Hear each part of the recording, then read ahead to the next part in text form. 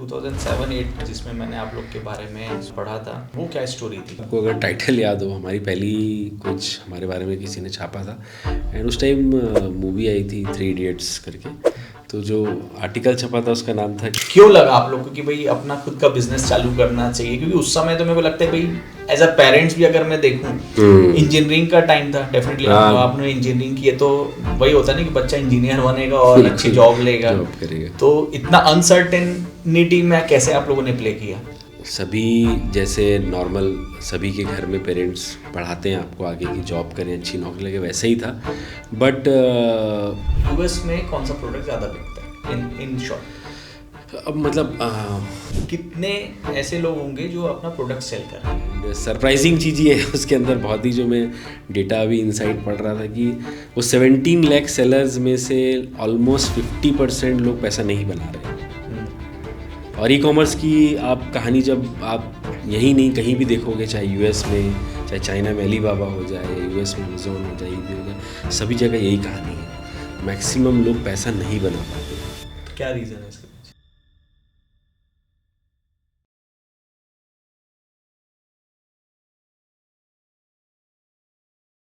Hi friends, welcome to the Ankush Bajaj show.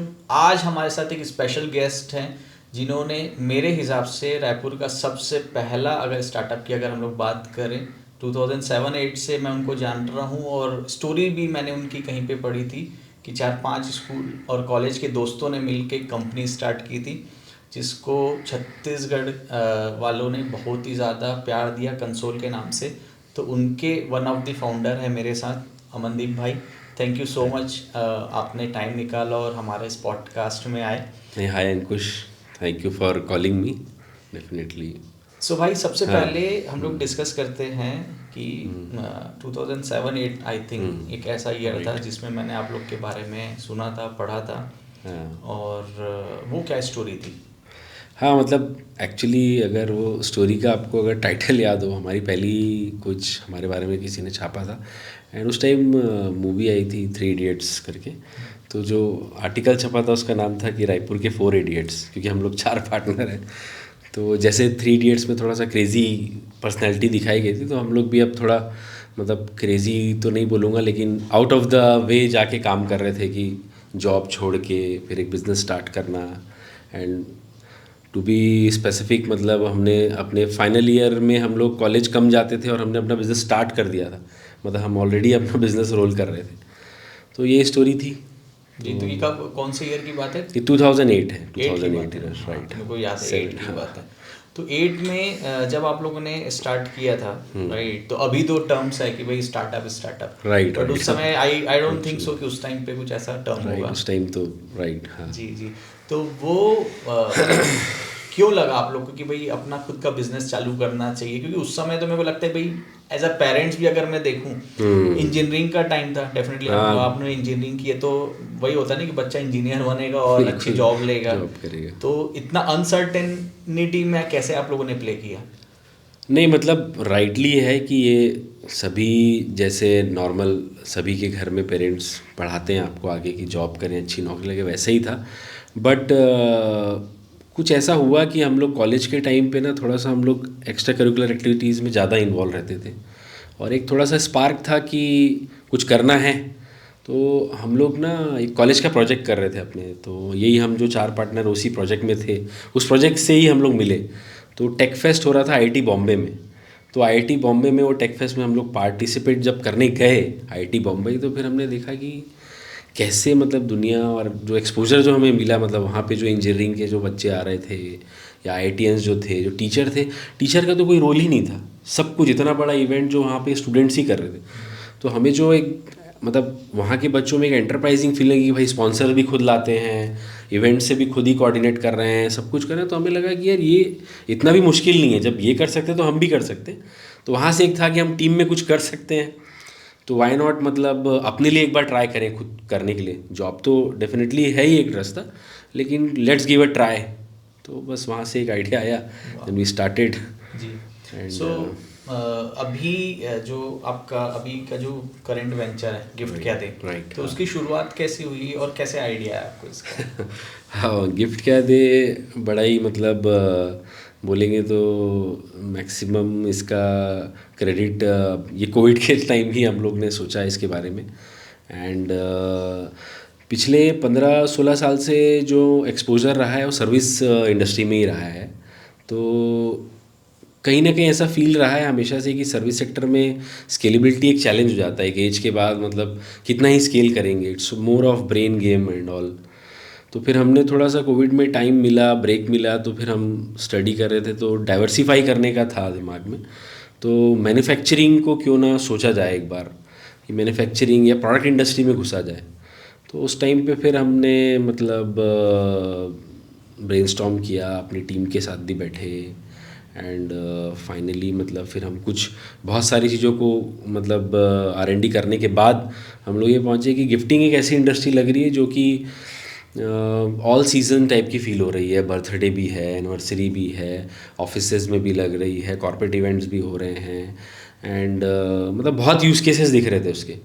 तो हमें लगा कि ये एक ठीक इंडस्ट्री लग रही है और इसका जब हमने साइज़ भी निकाला तो बहुत बड़ा साइज़ था। तो हमें लगा कि एक छोटा पाई भी हम लोग अगर कर लें तो एक अच्छी चीज़ हो सकती है। तो वहाँ से फिर फिर हमने इंटरनेट पे सर्च किया कि लोग गिफ्ट ढूंढते कैसे हैं।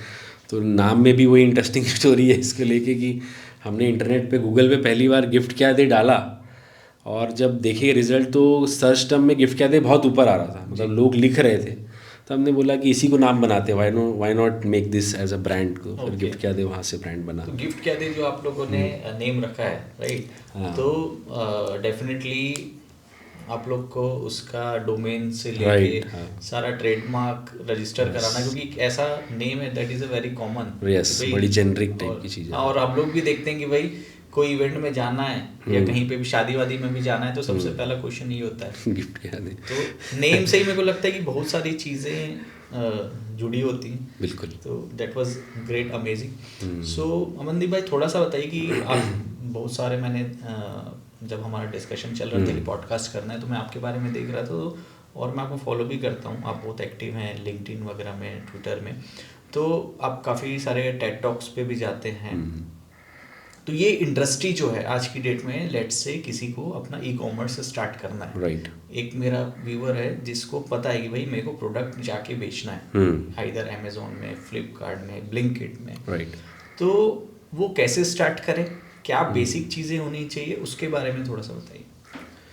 तो देखो, ई कॉमर्स डेफिनेटली आज के टाइम पे तो अगर कोई भी प्रोडक्ट इंडस्ट्री है या whatever if you want to do business, तो ई कॉमर्स अब ऐसी चीज़ है जिससे आप दूर नहीं रह सकते। विदाउट उसके आप कोई बिज़नेस सर्वाइव नहीं, वेदर यू आर इन, आप फूड का काम कर रहे हो तो आपको जोमेटो स्विगी के को करना ही पड़ेगा, या फिर आप प्रोडक्ट में आ रहे हो तो कोई ना कोई मार्केट प्लेस तो करना ही पड़ेगा, या सच्चाई है, मतलब इससे दूर नहीं रह सकते हम। तो मुझे लगता है कि देखो, सबसे इम्पॉर्टेंट चीज़ तो प्रोडक्ट ही है, प्रोडक्ट ही आपका हीरो है। तो उसमें जितना टाइम लगा सकते हो पहले लगा लो। लोग क्या है कि ना बड़ा वो जल्दी कूद जाते हैं चीज़ों में, कि वो एक फैंसी चीज़ देखी, एक डैशबोर्ड देखा, और अमेज़ॉन और फ्लिपकार्ट तो चाहते हैं ज़्यादा सेलर्स बने उनके, ज़्यादा से ज़्यादा लोग आएँ। बट प्रोडक्ट क्या बेचना है इस पे ना रिसर्च बहुत ज़्यादा नहीं करते हैं लोग। एंड ये थोड़ा सा ये है भी, मतलब ईजी टास्क नहीं है भाई। रिसर्च करने के लिए आपको बहुत सारे रिसर्च पेपर भी पढ़ने हैं, बहुत सारी चीज़ों को जानना है, कंज्यूमर इनसाइट्स को समझना है, और जाके भी देखना है कि भैया वो सप्लायर जिससे आप लोगे या फिर वो बनता कैसे है, ये सब बहुत सारी चीज़ें हैं। सो मुझे लगता है कि प्रोडक्ट आइडेंटिफिकेशन सबसे पहले बहुत ज़्यादा इम्पॉर्टेंट है, कि कौन सा प्रोडक्ट कौन से प्लेटफॉर्म पे बिकेगा, किस रेंज में बिकेगा, कौन उसके बायर हैं, ऑडियंस क्या है, ये सब आपको रिसर्च पूरी अच्छे से करनी चाहिए। उसके बाद ही आपको कोई प्लेटफॉर्म या ई कॉमर्स में आना चाहिए। ओके। सो अगर जैसे मैं बहुत सारे रील्स देखता रहता हूँ तो उसमें ये बोलता है कि भाई जाके ट्रेंडिंग प्रोडक्ट देख लो, उसको आप सिंपल जाओ अलीबाबा में या कहीं पे भी जाओ, वहाँ से मंगाओ और उसको अपनी लेबलिंग करो और सेल करो। तो ये बहुत ही फैसिनेटिंग लगता है, मतलब मेरे को भी कई बार ऐसा लगता है कि यार इतना इजी तो मैं क्यों नहीं कर रहा हूँ। तो ये क्या दिस इज रियल, और this is real, definitely real है। अब ट्रेंडिंग मतलब देखो, ट्रेंड का मतलब ही क्या है? ट्रेंड मतलब ट्रेंड, कुछ समय के लिए वो ट्रेंड है। जी।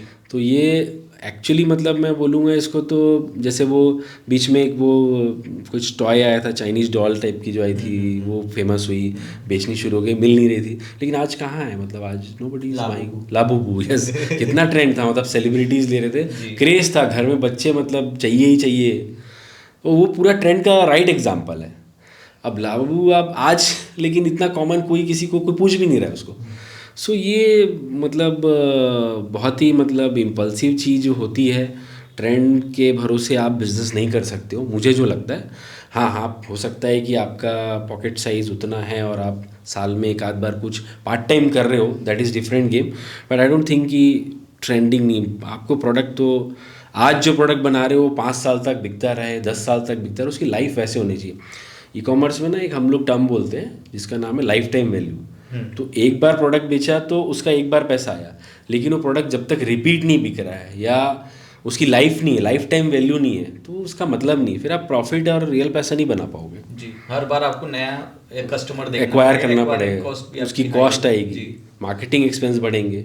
आपने एक बार कस्टमर आ गया, अब तो आपको ये सोचना है कि भाई मैं इसको कैसे अपने साथ जोड़ूं, रिलेशन बना के कि ये मेरे से अब हमेशा लेता रहे, तो वो चीज़ को ध्यान में रखना चाहिए। Okay, great great, right.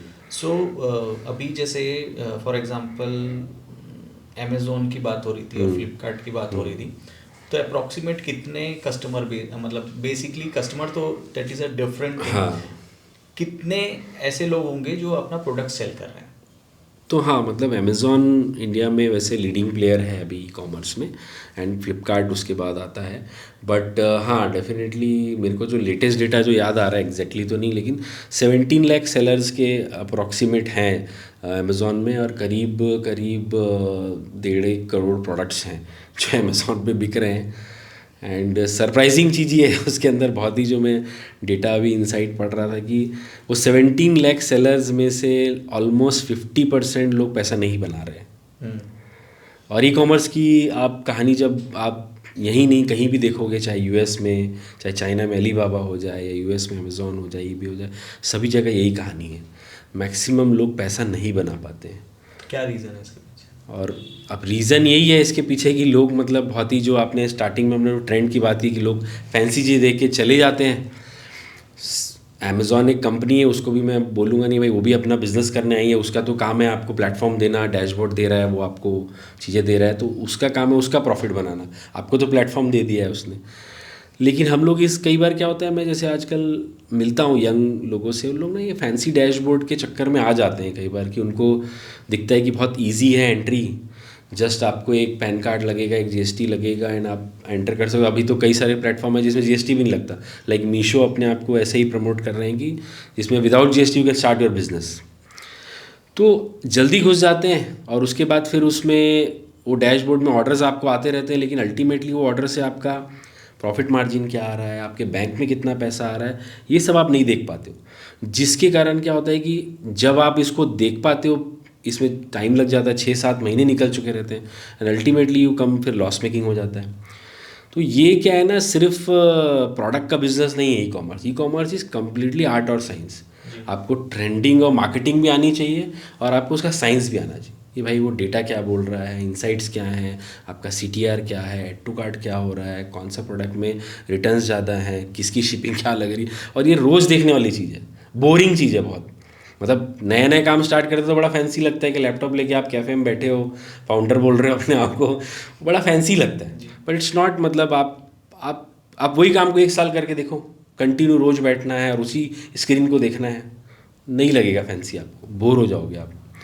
लेकिन वो बोर के बीच में ही कहीं ना कहीं आपका वो छुपा हुआ है profit and margin. Okay, right. तो भाई ये बताओ कि भाई हम देखते हैं कि अमेज़ॉन है, राइट, अमेज़ॉन की, क्योंकि मैं I am into stock market, हाँ, तो मैं ये देखता हूँ कि भाई अमेज़ॉन की कमाई किससे हो रही है, क्योंकि मेरे को तो एक प्रोडक्ट मिल रहा है अमेज़ॉन में, मैं जा रहा हूँ बाई कर रहा हूँ, वो प्रोडक्ट मेरे को मार्केट से भी कॉम्पिटिटिव रेट पे अवेलेबल है। अब कोई सेल भी कर रहा है, एक सेलर है जिससे मेरे को प्रोडक्ट आ रहा है, सेम चीज़ मेरे को मार्केट में महंगी मिल रही है पर अमेज़ॉन में सस्ती मिल रही है। यस। तो क्या अमेज़ॉन लॉस में बेच रहा है वो चीज़? अब ये बड़ा इंटरेस्टिंग है और थोड़ा गिमिकी भी है। मतलब एक्चुअली देखेंगे तो आज के जितने भी ई कॉमर्स प्लेटफॉर्म्स हैं या क्विक कॉमर्स प्लेटफॉर्म्स हैं, कर तो ये प्रोडक्ट ही बेच रहे हैं, लेकिन nobody is earning from selling. कोई भी प्रोडक्ट बेच के जो हमसे वो कमीशन चार्ज करते हैं उससे वो पैसे नहीं बना रहे हैं। कोई भी प्लेटफॉर्म, मतलब चाहे वेदर इट इज़ फ्लिपकार्ट हो, चाहे अमेज़ॉन हो, या जो भी हो, सबका बिजनेस मोर ओवर धीरे धीरे विजिबिलिटी और एडवर्टाइजिंग की तरफ ही जा रहा है। तो एक मतलब शॉकिंग नंबर मैं दूंगा आपको कि सबसे बड़ा प्लेयर अपने को लगता है कि जो डिजिटल एडवर्टाइजमेंट में वो गूगल या फिर फेसबुक मेटा ही है, बट नहीं, वो अमेज़ॉन है। अब वो ओवरटेक कर चुका है उनको, कि अमेज़ॉन का एड रेवेन्यू इतना ज़्यादा है अब आज के टाइम पे कि वो गूगल और फेसबुक को कंपटीशन दे रहा है। और सभी डाउन द लाइन, मतलब फ्लिपकार्ट हो चाहे जोमेटो हो, ये सब ये चाहते हैं कि, और कंपटीशन इतना है कि लोग चाहते हैं अपने आप को ऊपर दिखाना और उसकी कीमत देना चाहते हैं लोग। अमेज़ॉन में अगर कोई आज लिखेगा फुटबॉल, तो फुटबॉल बेचने वाले कितने लोग हैं, तो लोग compete करते हैं आपस में और इनको उसी में फ़ायदा मिलता है। कौन ऊपर दिखेगा, तो उसकी प्राइसिंग्स होती हैं। तो इनका मेन बिजनेस एडवर्टाइजिंग से हो रहा है। अच्छा, मतलब अगर मैं आज की डेट में कुछ भी टाइप करता हूँ तो कई में आ जाता है स्पॉन्सर्ड, और कुछ आता है कि अमेज़ॉन, क्या टर्म आता है उसमें, आई थिंक अमेज़ॉन चॉइस आता है। हाँ, यस। तो वो क्या है, अमेज़ॉन चॉइस क्या है? अमेज़ॉन चॉइस बहुत ही जेन्युइन टैग है, मतलब आई विल से, बिकॉज वो अमेज़ॉन अपनी सर्च एबिलिटी और एल्गोरिदम से निकालता है। और अमेज़ॉन चॉइस अगर टैग आपको मिलता है वो आप खरीद नहीं सकते हो। वो ऑर्गेनिकली आपको मिलता है। तो इसका मतलब ये है कि जब भी वो टर्म लिखा जा रहा है, मतलब फुटबॉल लिख रहे हैं और वो जो मतलब कस्टमर उस पर जा रहा है, तो अमेज़ॉन समझता है कि ये लोग फुटबॉल में इसी सेलर को चूज़ करते हैं। तो वो अमेज़ॉन चॉइस टैग देते हैं। तो वो डिफ़िकल्ट है लाना, सेलर्स को इजीली नहीं मिल पाता। 2 बटन कभी भी ई कॉमर्स में, एक बाय नाउ बटन है और एक अमेज़ॉन चॉइस, या फिर फ्लिपकार्ट का है तो फ्लिपकार्ट का बाय नाउ बटन, ये सब बहुत मुश्किल से मिलते हैं। अगर आपकी सेल है तभी वो आपको मिलेगा, आपके रेटिंग्स रिव्यूज़ अच्छे हैं तभी मिलता है। तो जैसे आप इतना ई कॉमर्स में इन्वॉल्व हैं, राइट, आप अमेज़ॉन में भी अपने प्रोडक्ट सेल कर रहे हैं और फ्लिपकार्ट में भी सेल कर रहे हैं, उसका ई कॉमर्स के बाद अब नेक्स्ट स्टेप अभी हम लोग जो देख रहे हैं कि भाई ब्लिंकिट आ गया, 10 मिनट 15 मिनट में जो डिलीवरी है, क्विक कॉमर्स आई थिंक इसको बोला जाता है। तो ये इंडस्ट्री कैसे ग्रो कर रही है? सुपर्ब ग्रो कर रही है। मतलब अब ये, मतलब इसका तो डेटा अगर आप देखेंगे तो इंडिया में ई कॉमर्स वैसे आज भी जो ग्रो कर रहा है रिटेल का, मतलब वो 5-10% ही, 5% ही है। जितना ओवरऑल रिटेल होता है उसका 5% ही ई कॉमर्स है। और ये हर साल करीब 15 से 17% की ग्रोथ से बढ़ रहा है CAGR। बट क्विक कॉमर्स का जो डेटा अगर मैं जो देखता हूँ, जो स्टडी कर रहा हूँ, क्विक कॉमर्स हर साल 70-80% ग्रोथ कर रहा है। मतलब बहुत ही तेज़ रफ्तार है। मतलब लोग, मैं अपने डेटा में भी देख पाता हूँ कि लोगों का पेशेंस लेवल बहुत ज़्यादा गिर गया है। और लोग मतलब जिस चीज़ के लिए पहले 2-3 दिन रुक जाते थे, 1 हफ्ता तक रुक जाते थे, हम प्लान कर लेते थे, वो नहीं कर पा रहे हैं और उनको क्विक चाहिए चीज़ें। तो क्विक कॉमर्स तो आज तो सच्चाई है and definitely it will B growing, मतलब जो मुझे दिख रहा है ट्रेंड, तो उसमें जगह बनानी ही चाहिए। ओके, तो अभी जैसे for example for me Blinkit जो है, ब्लिंकिट, राइट, वो क्विक कॉमर्स है, या अमेज़ॉन है, हाँ, वो सेम चीज़ देने के लिए 2-3 दिन ले रहा है, यस, राइट। तो क्या अमेज़ॉन भी आने वाले टाइम में क्विक कॉमर्स में आ सकता है? बिल्कुल बिल्कुल। अमेज़ॉन इनफैक्ट लॉन्च कर चुका है, थोड़ा लेट है उन लोग, बट दे हैव लॉन्च, उनका नाम अमेज़ॉन नाउ है। एंड अभी वो 2-3 मेट्रोज़ में लॉन्च हो चुका है। बैंगलोर में है एंड देन गुड़गांव में एंड बॉम्बे में। Very soon it will be in B tier 2 cities also ही हो जाएगा। बट हाँ, उनका लेकिन अप्रोच थोड़ा डिफरेंट है। ब्लिंकिट और ये सब थोड़ा, अगर मैं आपको थोड़ा सा जस्ट बताना चाहूँ तो क्विक कॉमर्स डार्क स्टोर से चलता है। मतलब डार्क स्टोर मतलब छोटे छोटे वेयर हाउस होते हैं जो आपके घर के आसपास कहीं पे होते हैं। और अमेज़ॉन जैसे जाइंट लोग हैं, इन लोगों के लार्ज वेयर हाउसेज होते हैं, बहुत बड़े बड़े, मतलब लाख स्क्वायर फीट का इनका वेयर हाउस होता है। एंड यस, मैं एक चीज़ वो भी बताना भूल गया था कि इनका सेकेंड बिजनेस मॉडल यही है।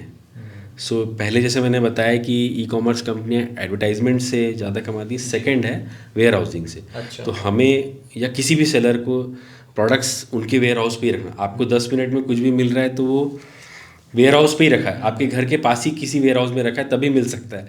वो फ्लाई तो नहीं कर सकता इतने जल्दी। वो उसके लिए आपको स्टॉक बहुत ज़्यादा चाहिए एंड इनकी सबकी फ़ीस होती है। इन सब मतलब हमें रेंटल एक तरीके से स्पेस का, सो सारे ही प्लेयर्स जो हैं वो फर्स्ट एडवर्टाइजिंग से फिर रेंटल स्पेस से भी काफ़ी अर्निंग कर रहे हैं। तो हम कह सकते हैं कि रियल इस्टेट भी बिजनेस है इनका। तो ये हमको पता ही नहीं था कि इतनी जगह से पैसे बना रही थी। हमको लगता है कि अमेजोन के शेयर्स लेके अभी डंप कर देना चाहिए आने वाले टाइम के। आई थिंक मतलब और मतलब जैसी न्यूज़ आ रही है उसमें से सुनाई भी आया है कि very soon Amazon India is going to list. अच्छा। मतलब पहली बार अमेजोन यूएस से बाहर इंडिया में लिस्ट करने का सोच रहा है। Okay. ऐसी कुछ न्यूज़ भी मैंने पढ़ी थी। I don't know. सो भाई नेक्स्ट चीज़ मेरा जो क्यूरियोसिटी था वो ये था कि आज की डेट में आपका एग्जांपल लेते हैं, इससे अच्छा एग्जांपल और कुछ नहीं हो सकता। आपने अपने एक्सपीरियंस से बताओ कि फॉर एग्जांपल आप कोई प्रोडक्ट अपना 500 रुपये में बेच रहे हो हाँ अमेजोन में, तो अगर आपको एज अ प्रॉफिटेबल होना है, राइट, वो कितने रुपए का मतलब प्रोडक्शन कॉस्ट होना चाहिए, मार्केटिंग कॉस्ट होना चाहिए, प्लस कुरियर चार्जेस, प्लस जो मैं प्लेटफॉर्म यूज़ कर रहा हूँ उसके चार्जेस, तो कैसे बाइफरकेट करोगे आप?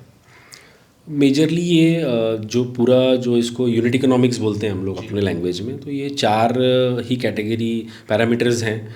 तो जैसे आप प्रोडक्ट जो बोल रहे थे उसको हम लोग COGS बोलते हैं, कॉस्ट ऑफ गुड सोल्ड।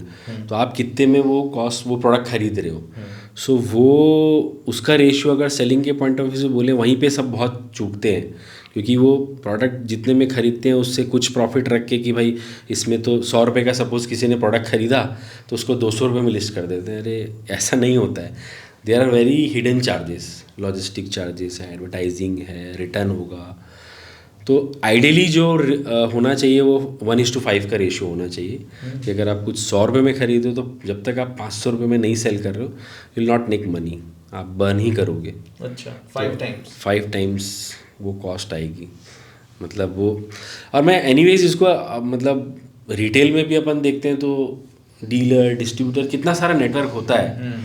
तो एक्चुअली मतलब ये सच्चाई है ही है मतलब बिज़नेस की, जिसको हम कई बार नहीं देख पाते हैं बिकॉज ऑफ फैंसी थिंग कि यार ये तो ठीक है मैं ऑनलाइन कहीं से खरीदूंगा और कहीं पे बेच दूंगा, बट ये रेशियो बहुत डिफ़िकल्ट भी है और मैनेज करना, क्योंकि कंपटीशन बहुत हाई है। जैसे आप ही बोल रहे थे कि अभी मैं कितना अमेज़ॉन कितनी डील दे देता है या प्लेटफॉर्म कितनी डील दे देता है, तो वो सब ध्यान में रखते हुए करना होता है। तो it's a very full time job. लोग पार्ट टाइम कर रहे हैं, घुस रहे हैं इस चीज़ में, वो थोड़ा सा चैलेंजिंग है। फिर उसके कारण नेगेटिविटी भी होती है क्योंकि आप जल्दी लूज़ कर जाते हो। तो वन थिंग इज़ कि भाई if you are doing something तो पूरा फुल ऑन करो। मतलब जैसे इसमें एग्जांपल के तौर पे मैं बोलूँगा कि जैसे इंडिया में D2C ब्रांड्स की जैसे कहानियाँ आती हैं, सो बोट एक मेरे दिमाग में बहुत अच्छी सक्सेस स्टोरीज़ है जिसको इंडिया से इतना बड़ा ब्रांड बना। मतलब जिसको हम मतलब आज एप्पल सैमसंग की तरह ब्रांड देख पाते हैं, बोट इलेक्ट्रॉनिक्स। तो आज भी मैं लेटेस्ट डेटा जब बोट का पढ़ता हूँ तो बोट पूरा ई-कॉमर्स से बना है। मतलब आज भी इतना बड़ा होने के बाद भी बोट का मैक्सिमम रेवेन्यू ई-कॉमर्स से, अमेज़ॉन और फ्लिपकार्ट से ही है।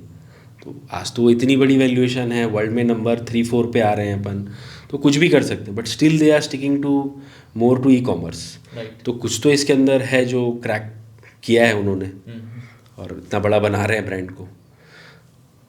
तो मेरा इसी में एक फॉलो थ्रू क्वेश्चन है कि कोई भी प्रोडक्ट की बात करता हूँ, लेट्स से एक क्लासिक एग्जांपल लेते हैं डॉग फूड का, राइट। तो बिकॉज मैं हर मंथ यूज़ करता हूँ अपने डॉग के लिए। तो जैसे आज की डेट में मेरे पास एक छत्तीसगढ़ का ब्रांड है, ड्रूल्स है।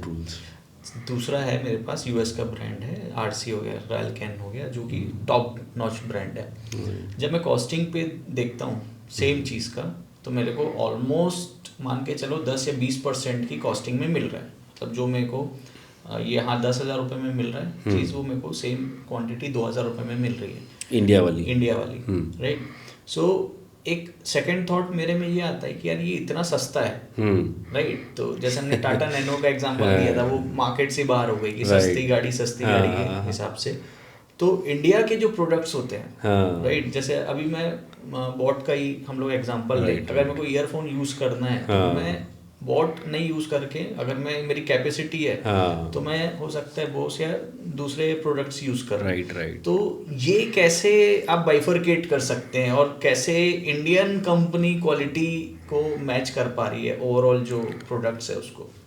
नहीं देखो इसका तो मतलब अगर इसका मैं बोलूँ तो कंज्यूमर बिहेवियर से बहुत ज़्यादा लेना, लाइफस्टाइल से बहुत ज़्यादा लेना देना है आपका। अगर लाइफस्टाइल जैसा है आप उस ब्रांड को कैरी करना चाहते हो। आज के टाइम पे तो मतलब कंज्यूमर एकदम नीश हो चुका है। वो टी शर्ट के लिए भी एक ब्रांड चाहता है, सॉक्स के लिए भी एक ब्रांड चाहता है, हर चीज़ के लिए उसको अलग ब्रांड चाहिए। वो इतना स्पेसिफिक होते जा रहा है। तो थोड़ा सा वो एक कल्चर भी आ गया है कि जहाँ पे वो दिखाना भी चाहते हैं अपनी personality, what brand I am carrying.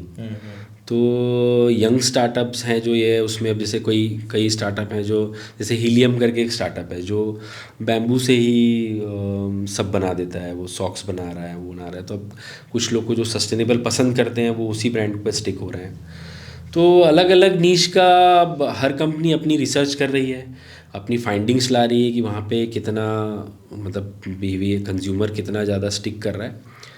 तो आई डोंट थिंक कि उसमें कुछ दिक्कत है। अगर आप राइट R&D और वो स्वीट स्पॉट पे पहुंच गए हो कि हाँ 500 रुपये में ये वाले स्पॉट पे कुछ वैक्यूम है, तो एक्सपेरिमेंट करना चाहिए। मतलब इफ़ देयर इज़ मतलब बाइंग दिख रहा है आपको कैटेगरी, तो करना चाहिए। ओके, ट्राई करना चाहिए। और अभी आप इतना ज़्यादा क्विक कॉमर्स और इसमें अमेज़ोन और ये सब पे है, तो एक मोटा मोटी आप मेरे को ये डेटा बताओ कि इंडिया में सबसे ज़्यादा अमेज़ोन में प्रोडक्ट कौन सा बिकता है और यूएस में कौन सा प्रोडक्ट ज़्यादा बिकता है, इन शॉर्ट। अब मतलब लोग क्या चीज़ है सबसे ज़्यादा टू बी मतलब इंडिया का मेरे पास लेटेस्ट डेटा है क्योंकि अभी दिवाली का सीज़न निकला है। यूएस का भी डेटा है बट वो बहुत ज़्यादा, मैं यूएस से अभी काम नहीं कर रहा हूँ, तो कुछ मेरे पास रिलेवेंट डेटा होगा। इंडिया में सबसे ज़्यादा इलेक्ट्रॉनिक्स ही ज़्यादा सेल हो रहा है। जैसे अमेज़ॉन है तो उसमें मोबाइल फ़ोन्स हैं, स्मार्ट वॉच है, इस चीज़ का ट्रेंड तो काफ़ी ज़्यादा है। इलेक्ट्रॉनिक बाइंग खास करके स्मार्टफोन। और एक्चुअली क्या है ना, इसको अगर देखोगे ना तो आप ई कॉमर्स की मैट्रिक्स से बहुत मैच करता है। दो कैटेगरी में बोलूँगा, इलेक्ट्रॉनिक्स और ब्यूटी। तो ब्यूटी में क्या होता है कि जो प्रोडक्ट होता है बहुत छोटा होता है और वैल्यू बहुत ज़्यादा होती है। मतलब उसका जो प्राइस पॉइंट है बहुत हाई होता है। मतलब इसलिए आप देखोगे ब्यूटी में इतने ब्रांड्स हैं because profit are very, margin are very high. जहाँ मतलब एक 30-40 रुपये की रॉ मटेरियल की क्रीम को आप 500 रुपये, 1000 रुपये, 5000 रुपये तक सेल कर सकते हो एंड उसका कोई लॉजिस्टिक चार्जेस नहीं है। मतलब वो इतनी सी डब्बी में आ जाएगी। So perfume is a very fancy category, जो बेला विटा एंड ऑल, आज कितने सारे ब्रांड हम देख रहे हैं क्योंकि कुछ कॉस्ट ही नहीं है। अब अगर मैं बोलूँ कि किसी को फर्नीचर बेचना है या इंडस्ट्रियल प्रोडक्ट बेचना है तो वो लॉजिस्टिक बहुत चैलेंज हो जाता है। तो जैसे हम लोग भी कैटेगरी में हैं तो अब हमने उसमें कुछ रास्ता निकाला है DIY का, डू इट योरसेल्फ बोलते हैं उसको। ये ट्रेंड काफ़ी बढ़ रहा है कि जिसमें आप अपनी चीज़ें खुद बना लेते हो घर पे। बेसिक आपके पास सामान आ जाता है, एक ट्यूटोरियल वीडियो होता है और एक तरीके से लगाव भी होता है, खुद बना रहे हो, बैठो थोड़ा करो। तो ये काफ़ी कल्चर वेस्ट में है। IKEA जैसे ब्रांड है जो काफ़ी अच्छा कर रहे हैं। तो हम भी अभी इसी पे ज़्यादा फोकस कर रहे हैं, डू इट योरसेल्फ वाले ब्रांड को, कि बड़े से चीज़ को भी एक छोटे से बॉक्स में कैसे दे सकें और आपको एक बढ़िया ट्यूटोरियल वीडियो दें जिससे आप वो घर में अपने फैमिली के साथ, अपने बच्चे के साथ या अपने दोस्त के साथ बैठ के बनाओ तो आपको एक वो फील भी होगा कि हाँ ये मैंने बनाया है करके, तो वो फील भी आता है। So we are trying to create that, right. So और एक बहुत ही इंटरेस्टिंग बात है, मैं आपके लिए रिसर्च भी कर रहा था तो मेरे को ये समझ में आया कि रायपुर में रह के आप लोग अमेरिका तक अपने प्रोडक्ट सेल कर रहे हैं। तो अभी अगर मैं अमेरिका की बात करूं तो जैसे आपने बताया DIY आप प्रोडक्ट्स बना रहे हैं, तो ऐसा कौन सा प्रोडक्ट है जो हाँ अच्छा सेल हो रहा है? Very surprising. मतलब US में हमारी कैटेगरी में सबसे टॉप सेलर है वो मंदिर हैं। अच्छा, लोग वहाँ पे मंदिर बाय कर रहे हैं, बहुत अच्छा, टेम्पल्स घर के लिए, ऑफिसेस के लिए, and we are doing very good in that category. और हमारे सारे मंदिर मतलब इको फ्रेंडली मटेरियल से होते हैं, DIY होते हैं एंड थोड़ा हम उसमें वास्तु एस्थेटिक एंड ऑल को कोशिश करते हैं कि मैच कर पाएँ कि वास्तु क्या बोलता है and all. So they are doing very good. अच्छा कैटेगरी है वो कर रहे हैं। फिर जैसे टी कोस्टर्स हैं, तो टी कोस्टर्स का जो बाहर क्या है, बेवरेजेस का बहुत कंजप्शन है, सो उनको कोस्टर्स हर तरीके के लिए चाहिए। सो हम कोस्टर्स में भी, इनफैक्ट इंडिया में तो हम कैटेगरी लीडर हैं, US में भी हमने कोस्टर्स लॉन्च किए हैं अलग अलग तरीके के। तो वो सारे प्रोडक्ट्स हैं। डेफिनेटली इसमें मेरे को लगता है रिसर्च तो काफ़ी लगती है, बहुत रिसर्च लगती है ये, और दिस इज़ कंटिन्यू प्रोसेस जिसमें हम चेक करते हैं कि कौन सी कैटेगरी का सेल कहाँ हो रहा है किस जोग्राफी में हो रहा है, किस प्राइस पॉइंट पे हो रहा है, ये सब। और ये सारे टूल्स अवेलेबल हैं, ऐसा नहीं कि आपको बहुत डिफ़िकल्टी आएगी। ई कॉमर्स का सबसे अच्छा प्लस पॉइंट यही है कि डेटा बन रहा है हर चीज़ का, कुछ भी ऐसा नहीं है कि जो मतलब कहीं बाहर जा रहा है, कहीं अनरिकॉर्डेड है, सब कुछ डेटा कैप्चर हो रहा है। अगर आप ठीक से ब्रेनस्टॉर्म करो, ठीक R&D टूल्स यूज़ करोगे जो अवेलेबल हैं इंटरनेट पे, आपको राइट इन्फॉर्मेशन मिल जाएगी जी। तो बस ये है कि थोड़ा डीप डाइव करो अपनी चीज़ को। सेलर्स को तो मैं यही बोलता हूँ, इनफैक्ट मैं अपनी टीम को भी, क्योंकि अब ई कॉमर्स की टीम है मेरी, तो उनको भी मैं यही गाइड करता हूँ कि डीप डाइव करना पड़ेगा डेटा को बहुत अच्छे से। वाह वाह।